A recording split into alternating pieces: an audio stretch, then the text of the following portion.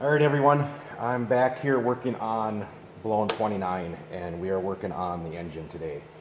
And a couple weeks ago, I put up a video showing that I had taken it all apart and I was getting ready to bring it into the engine builder. And what he did for me basically was he cleaned the block, magnafluxed it, and checked for the cracks. And we had cracks, but they're the notorious cracks in between the water jackets and the head bolts and stuff. So this is a good block to work with. That was kind of a relief to hear that, because these blocks are not easy to find. So what I'm doing today is relieving the block. And you know, some people say, yeah, you got to relieve it. Some people say, man, it doesn't really matter. But from what I can tell, and the people I've talked to, doing just a one set relief, 100 thousandths deep, just a straight cut on it, definitely increases the flow. And they say upwards of 10%. So, or horsepower, will increase the horsepower up to 10%. And so, being I'm trying to achieve as close to 300 horsepower as I can with this, this is one of the things I'm going to do to try and reach that goal. So, basically what I've done here is taken the head gasket, and they say you should use a standard bore head gasket, and I could probably see why, because the big bore head gaskets are a lot larger out here, and I'm boring this motor over 125 thousandths, so 1/8 of an inch. But all I have left right now is I threw away all my other head gaskets that were the standard bore, not realizing that when I go to do this, I was going to need one of them. So I'm just using the big bore one, and I'm just taking a Sharpie and just drawing a line on, I'm following the head gasket down to the cylinder opening here. And after I do that, I'm taking the head gasket off. I'm just using a couple bolts here to kind of indicate the head gasket. After I do that, then I take a square and I lay it down on my line right on the edge of it, and then I draw another line. So that's moving me over a little bit to where I feel will be within the size of a stock head gasket. So then after I draw that line with the Sharpie, I'm taking a scratch awl and then drawing a new line with the scratch awl, because that shows up really good with my light that I have set up here. I could see that nice clean scribed line.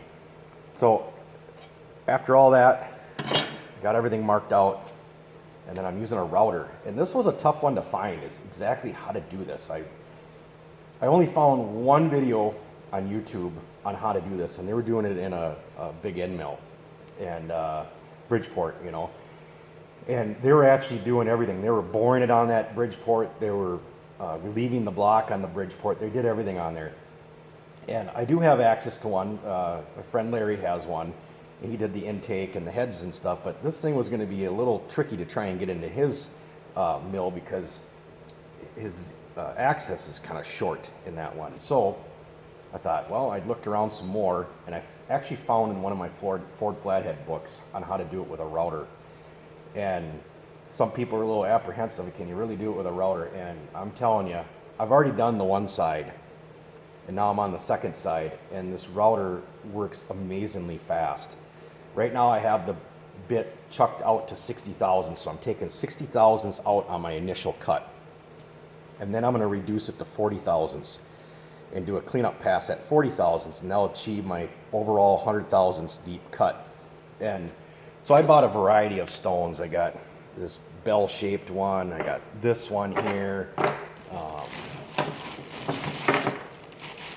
I got a little bit smaller one that matched this, not knowing, you know, really what am I going to need. And I think I bought way too many, because I bought like 5 of each, thinking, you know, these things are just going to tear up.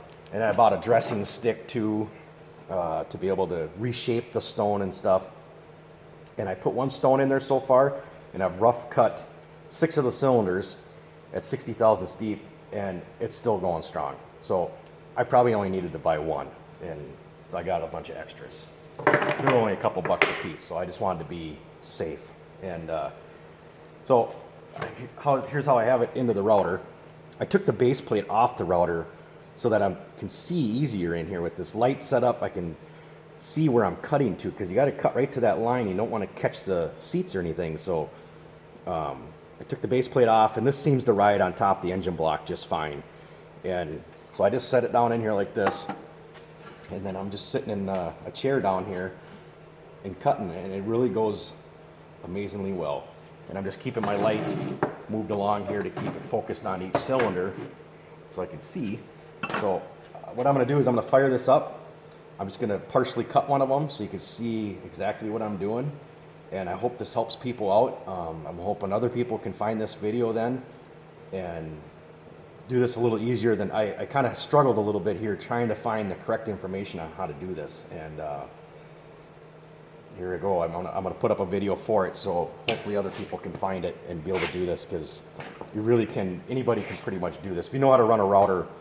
If you've ever routed wood or anything, you can do this. So let me just get on a few safety equipment, respirator and safety glasses and stuff here. I don't want to breathe all this crap in.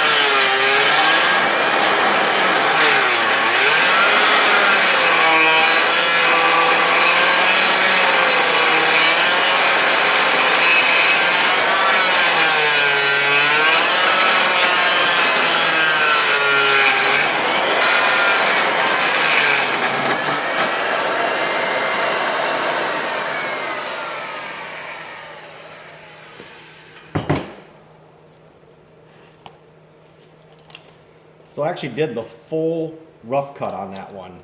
It was just going so good that I figured, well, I'll just finish it. So you're seeing it, how quickly it really goes. That's 60 thousandths deep now, and that's right out to my lines. And yeah, this is really going to help this engine breathe. And being I'm putting a supercharger on it and stuff, I might as well try and maximize the most amount of horsepower as I can get out of this block. The next thing I'll be doing is going back and I'll be doing all the porting and stuff on the exhaust ports and on the intake side. But I really want to just show people on how to do this relieving here. Like I said, I got to go back through and do one more cut in here at 40 thousandths deep, and that'll be my finish cut. And yeah, so that's all I got for you guys today. So thanks for watching. Please sub. Thanks, guys.